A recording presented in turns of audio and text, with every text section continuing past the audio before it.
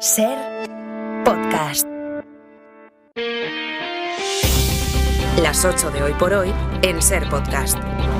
Hola, muy buenos días. La semana la empezamos pendientes de la frustrada votación de la amnistía y la vamos a acabar metidos ya oficialmente en la primera campaña electoral del año. Esta va a ser en Galicia, aunque todas las elecciones que vengan tendrán una lectura nacional evidente, amnistía mediante. Ayer Pedro Sánchez dijo que la ley está bien como está, dijo, y lo hizo en Bruselas, que está convencido de que con esta ley todos los independentistas serán amnistiados. Como todo el mundo sabe, el independentismo catalán no es terrorismo, no lo es. Y por tanto, con este proyecto de ley, yo estoy convencido, y así al final lo van a concluir los tribunales, que van a estar todos los independentistas catalanes amnistiados, porque no son terroristas.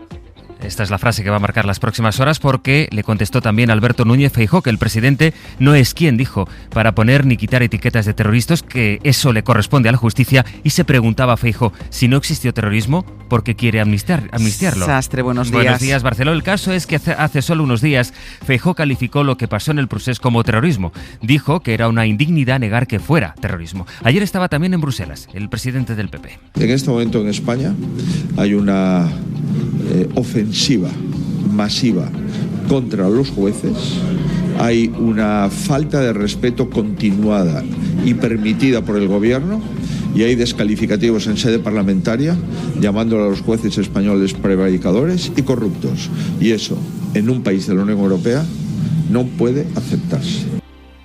Bueno, pues cuenta hoy El País en su portada que el fiscal del caso Tsunami critica al juez García Castellón por acusar de terrorismo a Carles Puigdemont o a Marta Rovira. El escrito del fiscal Miguel Ángel Carballo, que es conservador, dice que al juez le faltan argumentos, que su decisión está totalmente injustificada e inmotivada y que incurre en flagrantes contradicciones. Junts insiste en cambiar la ley para que Puigdemont sea exculpado, sea cual sea la acusación sobre él. Y aunque hay debate interno dentro de la formación independentista por haber rechazado la amnistía esta semana, Jordi Turull parecía ayer querer mostrarse un poco más conciliador con los socialistas. Compartiendo con Sánchez que no hay terrorismo, decía, así que nuestro voto del otro día nos da 15 días para que lo dejemos absolutamente blindado, sostenía él, de una manera serena, discreta y tranquila. Pues con todo este escenario de fondo, con Sánchez diciendo que está convencido de que todos serán absueltos con esta ley, con la presión de Junts y el rechazo que el PP lleva a Bruselas, con el escrito del fiscal y los movimientos de los jueces, con este escenario empieza otra vez una campaña electoral. Eu vexo o partido super unido, super mobilizado e super motivado, pero eso non é suficiente. Y este es el mensaje del candidato del PP, presidente de la Xunta, Alfonso Rueda. El PP adelantó las elecciones para que empezara en España un ciclo electoral y propone estos comicios como una respuesta en las urnas a Pedro Sánchez. Sabe el PP, sin embargo, del riesgo que asume, porque Rueda no es Feijóo y los sondeos no son tampoco iguales. De ahí que llamara ayer a la movilización en el acto de anoche de inicio de campaña. Mariela Rubio, buenos días. ¿Qué tal? Muy buenos días. Feijóo no es el candidato, pero Feijóo tuvo mucho que ver en este adelanto, así que con la amnistía como bandera se va a implicar a fondo en estas elecciones. Sí, con caravana propia y presencia prácticamente permanente. El líder popular plantea estos comicios como un plebiscito sobre Sánchez y la amnistía, y de hecho en Génova empujaron a Rueda a convocar las elecciones en este preciso momento para utilizar los pactos de Sánchez con los independentistas como viento de cola. Con todo, Feijóo ha dado orden de no confiarse, aunque la práctica totalidad de encuestas sitúen a Rueda revalidando la mayoría absoluta. Lección aprendida del 23J. El líder del PP, de hecho, empieza este viernes la campaña en la provincia de Lugo, que junto a la de A Coruña, que también visitará, son las dos provincias en las que Rueda se juega la absoluta según el CIS. El acto grande de este arranque de campaña será el sábado, donde Feijóo y Mariano Rajoy, que también se va a volcar en esta campaña, arroparán al candidato Rueda en la Plaza de Toros de Pontevedra. Mariela, gracias. A vosotros. Temos que empezar a escribir unha nova páxina que deixe atrás estos 15 años de retroceso. La candidata del BNG, Ana Pontón, aspira a liderar una suma alternativa que desbanque esa mayoría absoluta que tiene ahora el Partido Popular, decía el candidato socialista Besteiro. Porque cando a xente quere cambiar, tamén quere saber hacia dónde quere cambiar. E para eso a xente vai a buscar experiencia, non cambio de goberno. Incidía en esa palabra clave en cada campaña, cambio. Inma Carretero, buenos días. Buenos días. Sí, Feijóo presenta estas elecciones como una especie de segunda vuelta. También el PSOE espera que sirvan para frenar al Partido Popular. Sí, creen que romper la mayoría absoluta del Partido Popular sería el golpe definitivo a Feijóo. Ferraz está en eso, asumiendo que lo más posible es una tercera posición para Gómez Besteiro. El principal problema del PSOE es la movilización, porque tradicionalmente allí los socialistas no logran en las autonómicas que vayan a las urnas quienes les apoyan en municipales y generales. Por eso creen que no les va mal el perfil nacional de la campaña, a pesar de la amnistía, que quieren pensar que no va a ser un factor definitivo en Galicia.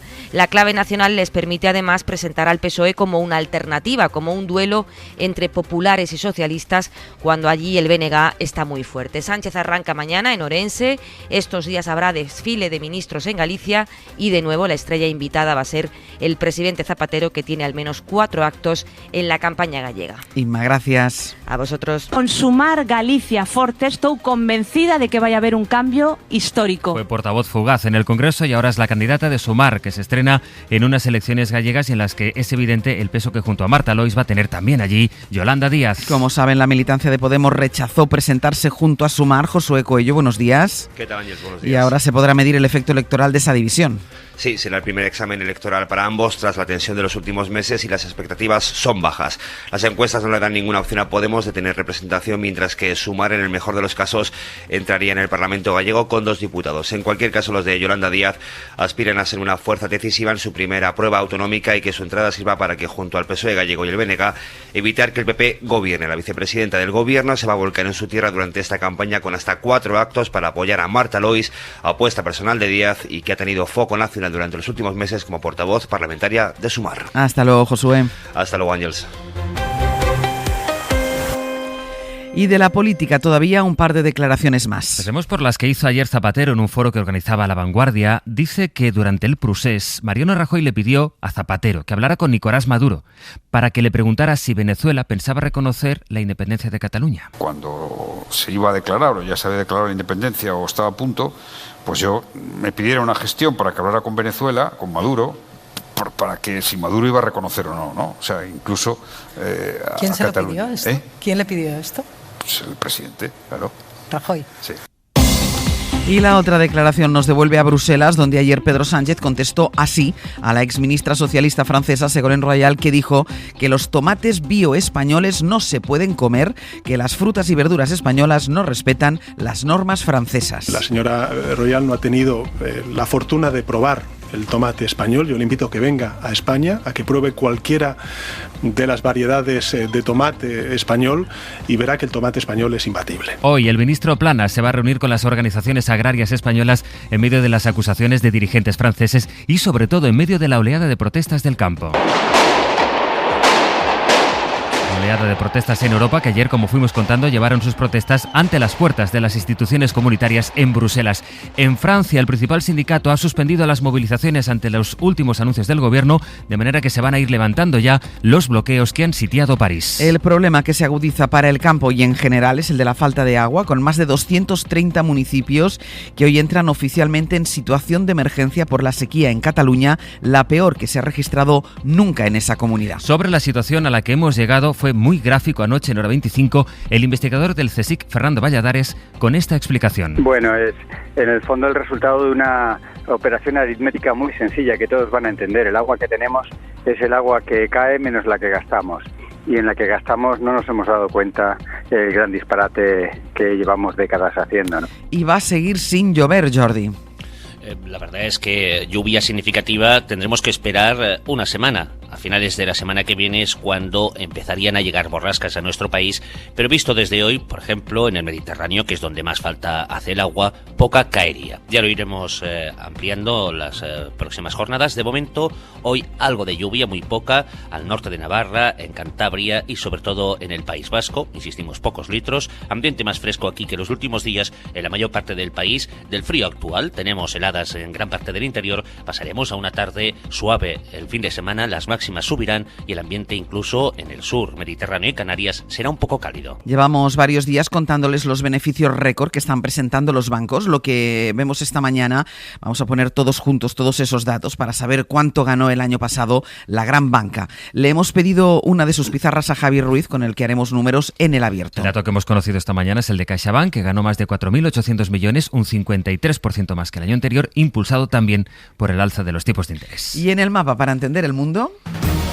¿Se acuerdan cuando al hablar de Gaza hablábamos del paso de Rafah?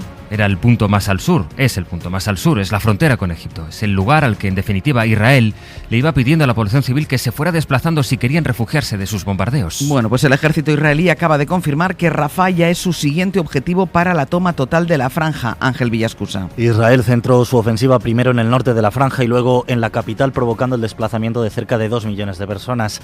En el último mes y medio, los bombardeos se han focalizado en el centro y en el sur, sobre todo en la ciudad de Khan Yunis, que es la segunda de Gaza, y ahora el ministro de Defensa israelí, Yoav Galant, en una visita al frente, les ha comunicado a los soldados que en breve van a cerrar la etapa de Khan Yunis y se van a centrar ahora en la última ciudad del sur, Rafah, que fue, como habéis dicho, el principal paso de ayuda humanitaria en la frontera con Egipto. El ministro de Defensa ha vuelto a reiterar que van a seguir hasta que logren sus objetivos. El Ministerio de Sanidad de Gaza ha cifrado el número de muertos en 27.000, son 1.000 más que la semana pasada.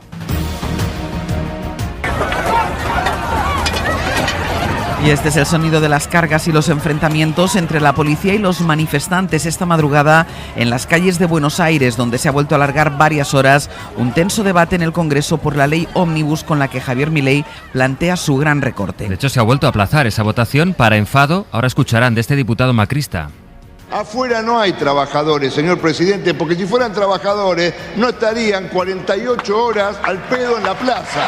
Entonces, yo le pido, señor presidente, que cumplamos el reglamento, que los diputados se ciñan a la cuestión y acá se sesiona hasta que se vota. Gracias, señor presidente. El caso es que no se sabe cuándo va a salir adelante la ley, Bayo. Sí, la llamada ley ómnibus, el proyecto estrella de Javier Milei, un texto que inicialmente contaba con más de 600 artículos, pero que tras su paso por el Congreso puede que quede reducido a menos de la mitad de su articulado original. Sin mayorías en el Congreso, a Milei no le ha quedado más remedio que ceder en materia de reforma fiscal y ha tenido que reducir también a unas 40 las empresas públicas que pretende privatizar. Este proyecto abarca 3 capítulos, que es el beneficio al poder económico, el ataque al empleo público y nuevas propuestas desde regulación. El bloque de la oposición carga claramente contra esas privatizaciones y recortes, al tiempo que plantea cuestiones de forma constantemente para retrasar una votación definitiva de la norma que podría ver la luz verde la próxima semana en una versión descafeinada que, eso sí,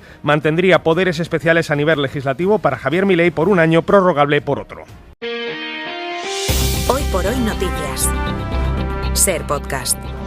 La Unión Europea ha logrado aprobar un nuevo paquete de ayudas para Ucrania de 50.000 millones porque ha sorteado el veto de Víctor Orbán, aunque empiezan a estar cansados ya del primer ministro húngaro. Bruselas, Beatriz Ríos. Buenos días. Sí, volvió a ceder Víctor Orbán y el Consejo Europeo logró sacar adelante la revisión del presupuesto comunitario que incluye ese paquete de ayuda financiera a Ucrania por valor de 50.000 millones de euros y que Hungría mantenía bloqueado desde diciembre.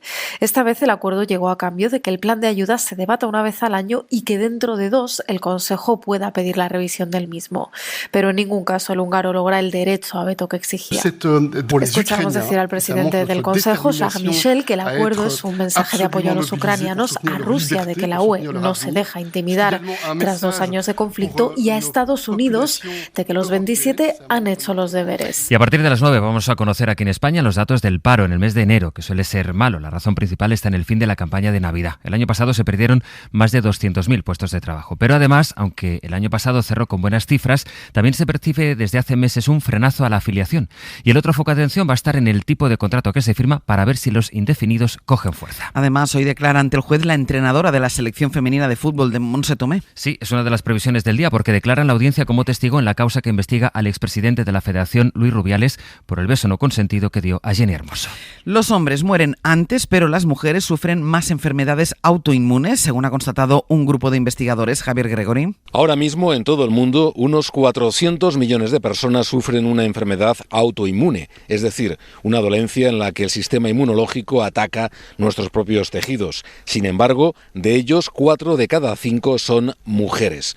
Un equipo de científicos de la prestigiosa Universidad Norteamericana de Stanford ha investigado por qué este tipo de enfermedades afectan mucho más a las mujeres y han descubierto una posible causa. Se trata de una molécula que produce en cada célula femenina uno de los 2 cromosomas X de las hembras, como explica el doctor Howard Shank. Porque este cromosoma X es capaz de generar anticuerpos que pueden atacar los tejidos del cuerpo de las mujeres. Por esa causa molecular, según estos científicos, por ejemplo, por cada hombre que padece lupus hay 9 mujeres. Y un apunte más del exterior, porque se ha retrasado el veredicto del caso en el que está acusado el expresidente Donald Trump por fraude. Un portavoz del Tribunal de Nueva York ha anunciado que la solución del caso se va a retrasar hasta por lo menos mediados de febrero.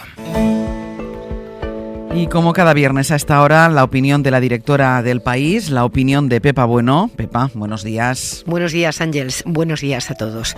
La gincana en la que se ha convertido la legislatura ha vivido esta semana un nuevo pico de riesgo con la espantada de Junts ante la amnistía que había reclamado, votado y exhibido como un triunfo solo días antes.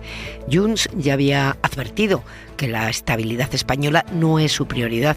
Lo que no había explicitado es que tampoco es su prioridad el destino de los catalanes que pueden beneficiarse de esta medida de gracia. 6 meses después de las elecciones del 23 de julio, aquel resultado provoca un caretas fuera que deja al descubierto quién es quién. Sánchez, acostumbrado a caer siempre de pie, camina por el borde del precipicio sin pensar que algún día se puede partir la crisma. Puigdemont poniendo el «¿qué hay de lo mío?» por delante de la mística catalana. Y Feijóo como el mejor alumno del pensamiento Cristóbal Montoro, aquello de «que se hunda España, que ya la levantaremos nosotros». Caretas fuera. Y en 10 minutos el abierto. Con Javier Aroca, Elisa de la Nuez y Carlos Sánchez. Para no perderte ningún episodio, síguenos en la aplicación o la web de la SER, Podium Podcast o tu plataforma de audio favorita.